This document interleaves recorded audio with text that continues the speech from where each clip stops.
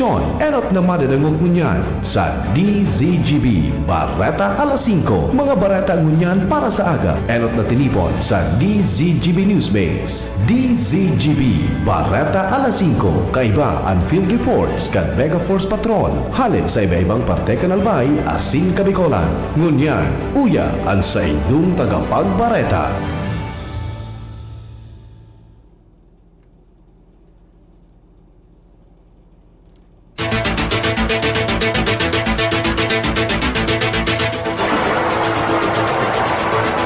Maray na hapon sa pangaran kan News Base asin kan Mega Force Patrol.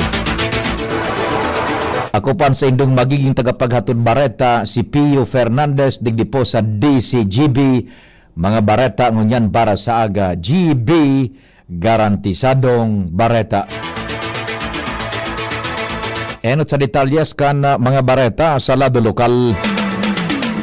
Nasa linya sa muyang chief reporter si kumpadreng Jimmy. Chief Jimmy, marhay na hapon. Please go ahead. Tinugot man gilayon ang DPWH Regional Office na ipagpanagos ang sinuspending road reblocking digdi sa barangay Tuburan, Ligao City. Kung saan kung matatandaan sinuratan ni Mayor Nando Gonzales ang DPWH sa ibong kan direktiba ni Secretary Vince Dizon nagabos na reblocking project istapo ng una. Ngunya na may kontrobersiyang pigampang unong sa korupsyon kung sa insakop digdi an ongoing na reblocking digdi sa Tuburan sa nasabing syudad.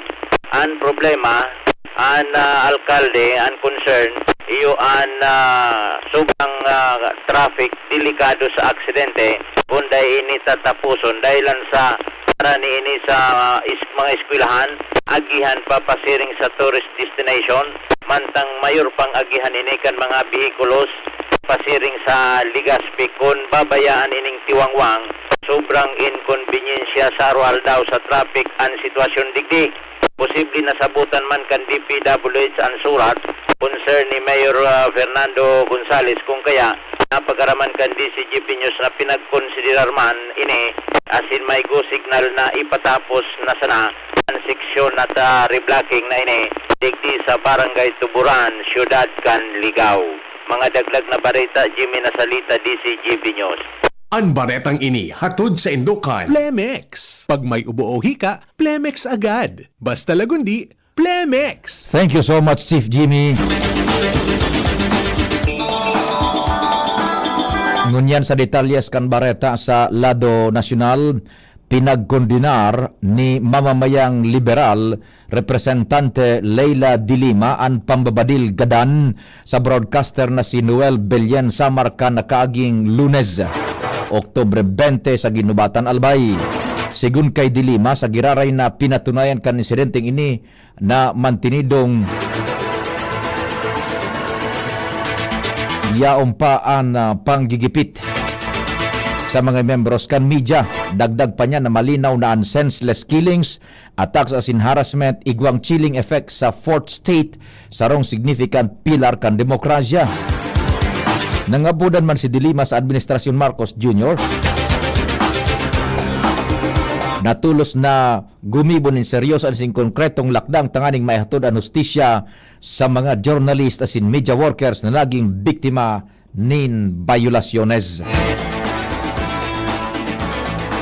Mientras tanto, personal na nakisumaro asin naglibot si Presidente Ferdinand Marcos Jr. sa pagbubukas kan Mining Philippines 2025 International Conference and Exhibition sa Grand Hyatt Manila sa BGC Taguig. Kasabay ang Departamento kan Enerhiya asin ang Chamber of Mines of the Philippines katuyuan kan duang grupo ang pagtitipon kanduang grupo na pagtitipon sa pagtitipon na tukaron ang mga bagong oportunidad sa sektor kan pagmimina, partikular digdi ang pagpapauswag kan critical minerals, makakapalibutan na pag-ataman sa yaman asin pag-uswag kan infrastruktura. Magkakalaom ang mga Pilipino na komitido ang administrasyon ni Presidente Bongbong Marcos Jr. sa pagpapautob kan mga lakdang kung saan ang mga public officials as in public servants karapat dapat sa tiwala kan kada Pilipino.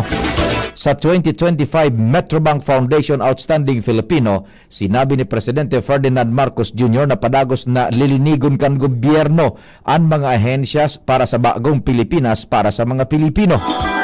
Ako man kang presidente na dai magiging madali ang laban na ini, lalo na sa tahaw kan mga isyu sa flood control asin korupsyon sa Pilipinas.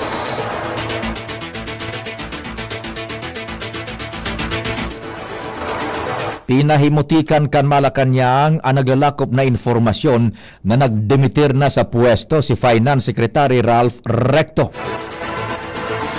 Sigun kay Palace Press Officer Abogada Claire Castro, daining katotohanan ang mga espekulasyon na nagkala si Recto sa administrasyon ni Presidente Ferdinand Marcos Jr. Matatandaan ibinugtak si Recto bilang opisyal kan Departamento kan Finance kan Enero kan kaaging taon. Saro siya sa nagbubusol kan tax reform agenda asin nagpapakusog kan dilihensya kan gobyerno sa mga negosyos.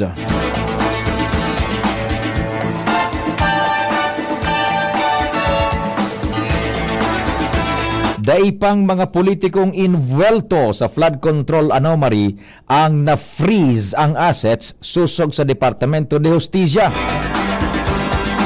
Sa pagdangog kang propestong 2026 budget kan DOJ, nahapot ni Senador Rodante Marcoleta ang issue.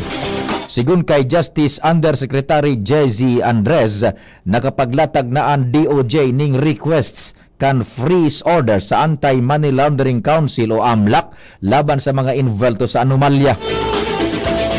Mientras ang mga freeze order para sa nasa naipaluwas, mentras nan freeze order pasana na naipaluwas, iyuan para sa mga DPWH officials mantang day panin para sa mga ilihidong opisyales. Sigun kay Andres, nagiging sistematiko asin maingat sinda nin dahil sa nasabi ng issue. Nagalaom naman si Marcoleta na bako sa nasaradit na pangaran ang mapapanimbag sa flood control anomaly mantang siring man ang mastermind sa likod kan mga anomalya. Hagadan kan independenteng komisyon para sa infrastruktura nin medical certificate si dating DPWH Secretary Undersecretary Roberto Bernardo. Ini matapos na dai mag-atindir ang nasabing opisyal sa pinagtalaan na hearing dahil sa iyang kamatayan. Sigun kay ICI Executive Director Attorney Brian Hozaka, dai pa makakaduman si Bernardo dahil sa helang kung kaya tibaad sa Nobyembre 11 o 12 pa may talaan ang masunod na hearing sa nasabing resource person. Ini na ang nagkapirang beses na dai nag-atindir sa ICI si Bernardo matapos na ipaapod kan komisyon kan Oktubre 15 presenteng taon.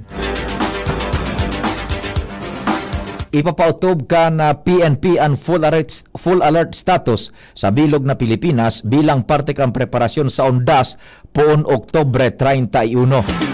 Kamautan ka nasabing lakdang na masiguro ang kaipuhan kan publiko, lalo na ta pinaglalauman na dadag saon ang mga Campo Santos, Memorial Park asin mga transport hubs sa man iba-ibang parte kang Pilipinas.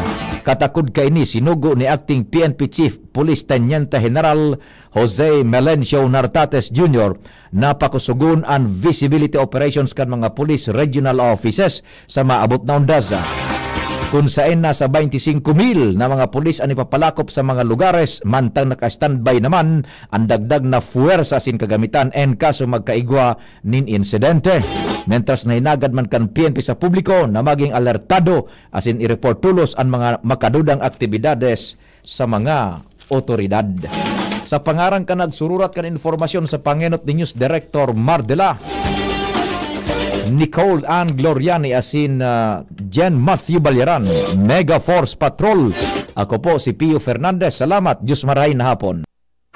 Realize true comfort and relaxation at Dorotea Resort and Spa, a perfect venue for family outings, couple retreats, and various functions such as weddings, birthday parties,